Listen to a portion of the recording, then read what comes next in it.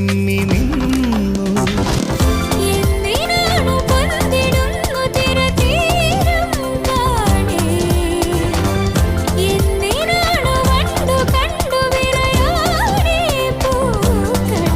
പറയൂ മനമേ, ചൊരിയൂ മധുരം പ്രിയതേ.